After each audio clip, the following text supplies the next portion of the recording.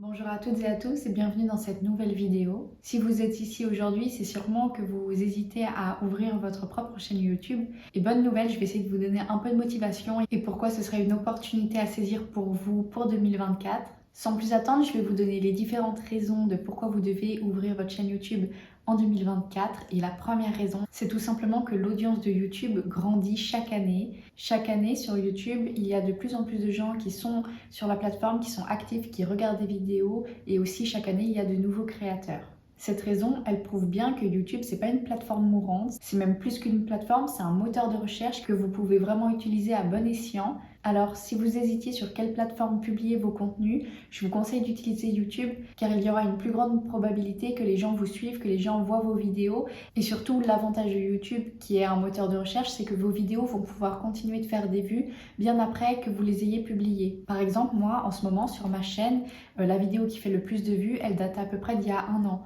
Donc ça montre bien qu'en fait, j'ai créé un contenu qui est encore d'actualité un an après. Pour le moment, ma chaîne n'est pas monétisée, mais dès qu'elle le sera, je pourrai bien sûr gagner de l'argent sur des vidéos qui auront été publiées il y a déjà un petit moment. Également, l'avantage de YouTube, c'est la grande diversité des gens qui sont sur cette plateforme. Par exemple, si vous faites du contenu en français, vous pourrez cibler toutes les personnes francophones du monde. Donc autant la France que la Suisse. Comme moi, par exemple, je fais des vidéos, je parle en français, mais j'habite en Suisse. Et comme ça, vous n'allez pas vous limiter uniquement à la France, mais en fait à tous les pays qui parlent français et toutes les personnes qui parlent français, qui comprennent le français. Aussi, on voit bien que déjà depuis 2023 et en 2024, on consomme le contenu et les informations différemment.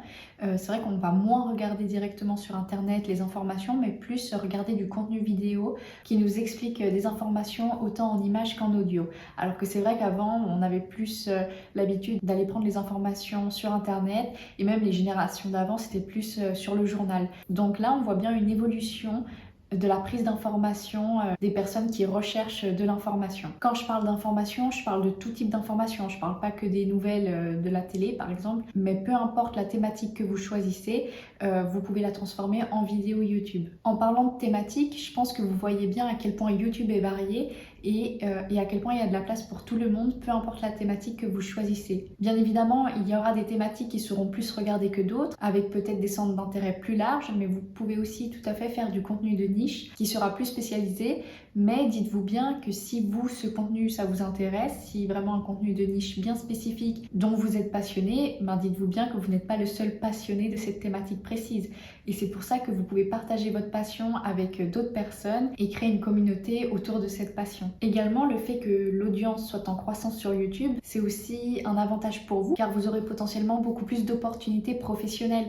Car forcément, si votre chaîne génère des vues, génère de l'engagement, génère des abonnés, il y aura des marques, des sponsors, je sais pas, vous pouvez rêver de tout et n'importe quoi. Tant que vous faites un contenu qualitatif ou divertissant et que le nombre de vues et d'abonnés suivent, forcément qu'il y aura des gens derrière qui essaieront de faire des partenariats avec vous. Ensuite, la deuxième raison, en parlant un peu d'argent, ça va être les possibilités de monétisation de votre chaîne YouTube. Donc forcément, quand on pense à monétisation YouTube, généralement on pense tout de suite au programme partenariat de YouTube. Ce programme partenaire de YouTube, c'est tout simplement les publicités que vous voyez avant et pendant les vidéos de créateurs.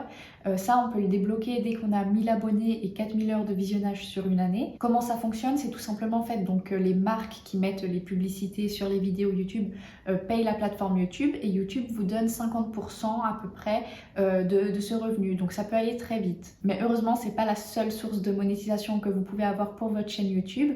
Et généralement, pour les grands YouTubeurs, cette partie de monétisation, ça va pas être leur source de revenus principale, ça va être quelque chose d'à côté.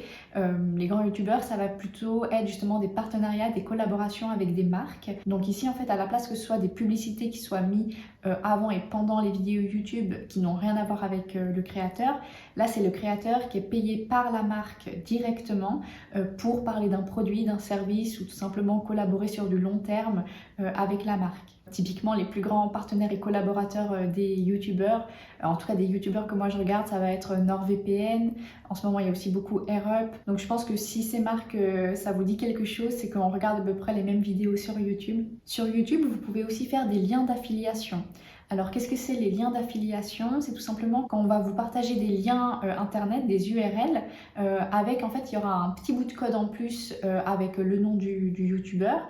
Et en fait, dès que quelqu'un clique sur ce lien et achète via ce lien, par exemple sur Amazon, et si vous achetez via le lien que le youtubeur aura mis dans la barre de description par exemple, le youtubeur aura un petit pourcentage de l'achat que vous aurez effectué. Donc moi, ce que j'adore en fait avec YouTube et sa monétisation, c'est qu'il n'y a pas qu'une seule source de revenus qui est possible à faire sur YouTube. C'est vraiment diversifié.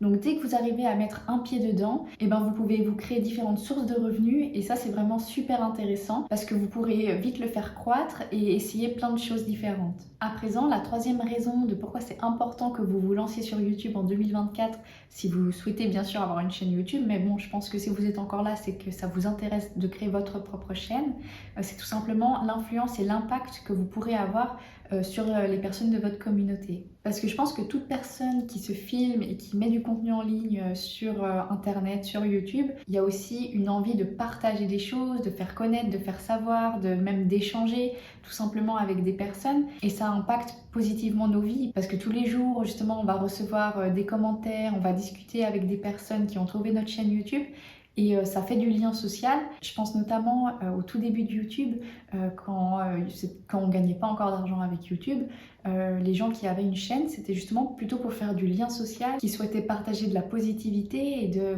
se faire un petit réseau à soi. Et du coup, ça partait vraiment d'une bonne intention. Ensuite, la quatrième raison, elle est un peu liée avec la troisième. On va plutôt parler de la créativité et de la passion. Parce que ce qui est chouette avec YouTube, c'est que vous êtes libre de tout faire. Enfin, tout faire, on se comprend, mais vous pouvez partager vos passions. Et en fait, quand on partage sa passion simplement, purement, généralement, les gens ils vont forcément tomber sur vos vidéos. Les personnes qui arrivent à s'ouvrir à travers leur passion, c'est quelque chose de très beau. Et ça peut amener justement cette spirale positive où en fait on va se lier avec une passion commune. Alors pour 2024, si je peux vous donner quelques conseils, tout d'abord choisissez une thématique qui vous passionne, choisissez quelque chose que vous pouvez parler pendant des heures, où vous pourrez toujours trouver des axes différents, des nouveaux angles d'approche. Parlez de choses dont vous êtes fiers, dont vous n'avez pas honte et sur lesquelles les mots vous viennent facilement. Mon deuxième conseil, c'est n'attendez pas d'avoir un super équipement.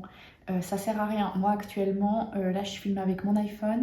Alors oui, j'ai la ring light, mais j'aurais très bien pu m'en passer. C'est juste que je filme la nuit, donc pour moi ça me sert. En ce moment, j'ai pas branché de micro, donc le son que vous entendez, c'est le son directement depuis l'iPhone. Donc je suis désolée s'il est un peu pété. C'est juste que mon micro que j'avais acheté, parce que du coup j'ai acheté du matériel. Le micro que j'ai acheté, il grésille quand je le branche avec l'iPhone, donc je pense que ça vient de mon téléphone et pas du micro, parce que justement c'est en plus un micro d'assez bonne qualité. Donc voilà, vraiment commencez le plus simplement possible, filmez plusieurs fois, faites des montages, amusez-vous et n'attendez pas la vidéo parfaite, l'ambiance parfaite, juste au début faites. Et puis après on verra au final. Ensuite, le conseil que j'aurais aimé me donner à moi-même du passé, c'est vraiment établir un planning de publication régulière, car j'ai pas du tout été régulière depuis 1 an et demi, 2 ans. C'était un peu la catastrophe, mon rythme de publication, et ça se ressent sur le nombre d'heures de visionnage, parce que du coup j'ai bien atteint les 1000 abonnés, mais il me manque encore plus de 2000 heures de visionnage sur ma chaîne YouTube, et une fois que j'aurai atteint en plus ces 2000 heures de visionnage à peu près, je pourrais monétiser ma chaîne YouTube, mais ça va prendre du temps, et peut-être que j'aurais déjà pu monétiser ma chaîne YouTube si j'étais beaucoup plus régulière et si je faisais pas des pauses de 3-4 mois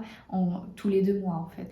Ensuite, le dernier conseil que je peux vous donner, c'est ne négligez pas votre audience. N'oubliez pas de répondre, de toujours remercier les gens qui écrivent, car au final, c'est grâce à eux que votre chaîne grandit, que de nouvelles personnes vont trouver vos vidéos.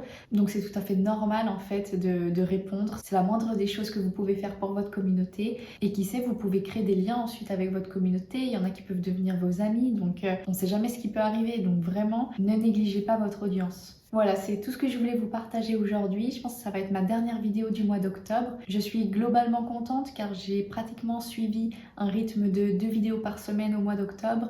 Et ça s'est bien vu sur mes statistiques. Du coup, au mois de novembre, je ferai un peu un bilan de ma chaîne YouTube au mois d'octobre. J'ai vraiment bien amélioré mes statistiques. J'ai hâte de continuer comme ça.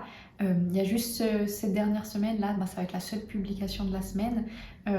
Mais sinon, globalement, j'étais plutôt assidue. Et j'ai hâte aussi de faire un récap de fin d'année, de 2023, qu'on revienne un peu sur ma chaîne YouTube, qu'on regarde ce qui a marché, pas marché, et comment faire pour encore plus améliorer cette chaîne YouTube.